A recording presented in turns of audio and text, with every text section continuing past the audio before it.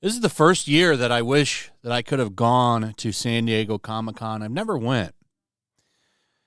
I've always wanted to go, though, but never seemed worth it. I'm not really into the Hollywood stuff. For me, Comic-Cons were always about the comics and the people that create them and work on them and the industry. And, you know, as time has went on over the past couple of years, I've cared less and less about the mainstream industry.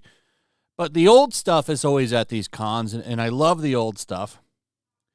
And now you've got a lot of Iron Age creators going to the cons. Eric July was there, Nerdrotic, a few other people. Eric July, though, actually has a very successful comic, and he was invited by CGC to come do a signing, which is pretty cool. Kind of an honor, really. And I think CGC is smart, and they want to make money, and that's why they said, hey, Eric, come sign comics. And he did. And from what Eric says in the video that he just published, it was very successful. But, of course, you've got these fake comic book fans. These fake comic book fans that don't really buy anything. They don't buy comics. If they do read comics, they pirate them. Now, I'm sure there are going to be people in the comments saying there's nothing wrong with piracy and all this.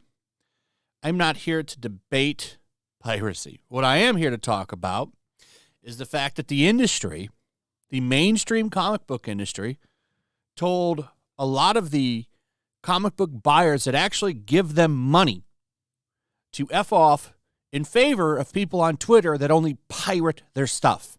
So it's only people that don't even support them that they care about.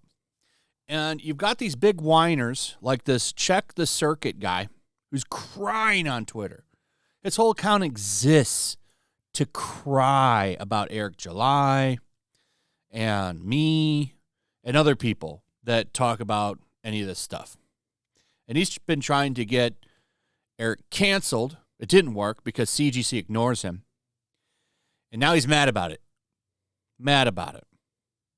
Now, this guy's funny because he told me in a tweet that he has comic books and gives CGC books that would blow my mind.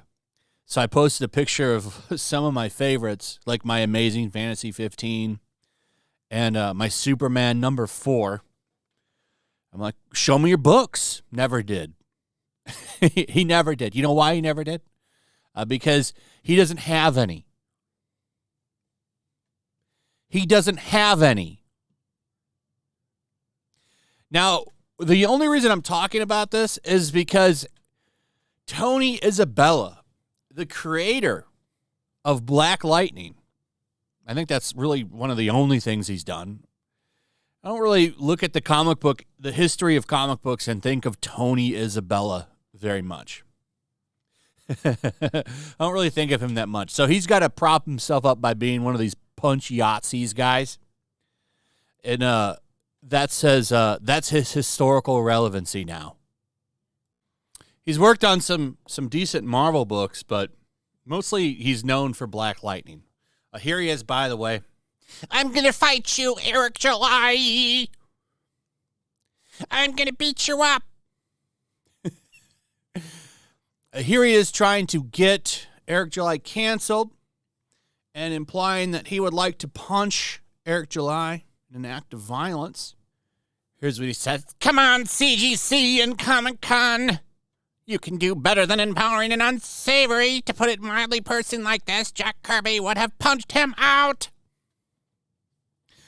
Jack Kirby would probably agree with some of the stuff that Eric July has been saying. These people, it's just funny to watch them throw their legacies into the can, to be honest. So, this is what's been happening.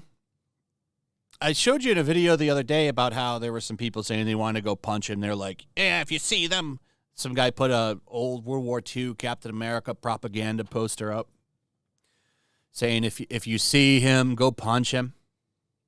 By the way, to touch on the last video, the Oppenheimer stuff, I find it funny that these people are the same people saying that Japan is probably a victim.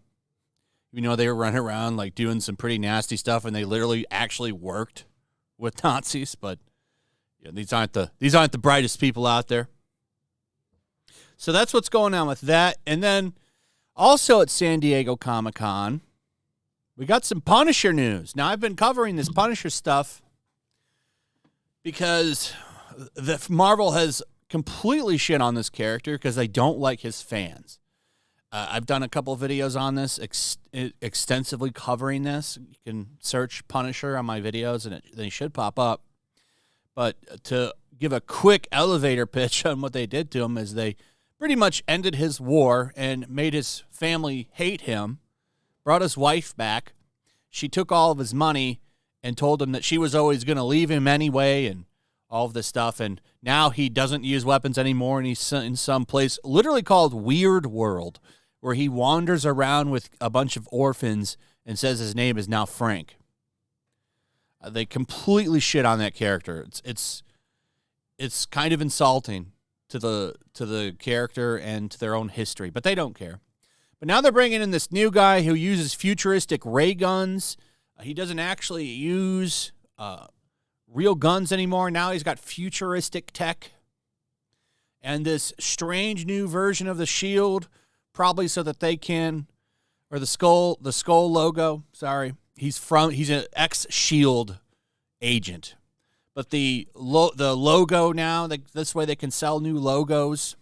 Because at the end of the day, they still want to make that money on those T-shirts. But look at this, like a pause button now for the nose. And he's got pouches for the teeth. This is stupid. I hope it fails too. I have no interest in who the new Punisher is. The only Punisher that should be running around is Frank Castle. And he should be taking out mafia dudes like he's always done. I don't understand why it's so hard to just do that. Punisher should be taking out like mafia people and gangsters. That's what Punisher should be doing. But no, they don't want to tell stories that people actually want to read with him. No. Instead, they want to give you this SHIELD dude with futuristic guns that nobody's going to like. This will probably sell for the first couple of issues, and then it'll fall off of a cliff. And they say, oh, this is kind of like Danny Ketch, Ghost Rider. And there's always Johnny Blaze. I don't have a problem with telling, mantle-changing stories. The problem is on how they dismantled Frank Castle. I mean, they really did a number on that character. It's the likes I've never seen done to somebody before. So, this is stupid. Some guy named Joe Garrison. This is the new guy's name now. He's an ex-SHIELD agent. And he looks like he's wearing an old Nick Fury getup. He looks like an old SHIELD agent. But it's just ridiculous to me now. At least Jason Aaron isn't writing it. If you want somebody to shit up your comic book character's legacy, bring in Jason Aaron. He'll do a fine job on it. So anyway, that's pretty much it. SDCC craziness. Congratulations to Eric. All of his success. Hope to see it continue. And, Marvel, keep doing what you're doing, I guess. Making shit nobody wants to read. Anyway, that's it. Let me know what you guys think in the comments below. Also, if you would, please like, subscribe, share the video. Make sure you're still subscribed. Hit that notification bell. Check out my Rumble and Locals, and I'll see you on the next one. Peace. Make sure to check out my Locals. There's a link in the description. It's a fun community that I'm trying to build over here. If you don't want to support me on YouTube, you can come over here. None of that money goes to YouTube. You also can just come over here for free. But if you are a supporter over here, I do plan on doing an extra live stream once a month and throwing links to the supporters so you can actually come on and have a supporter live stream with me. Also, it's a good place to catch all of my content. You don't have to worry about notifications like YouTube. They'll definitely work over here. So come check out my Locals.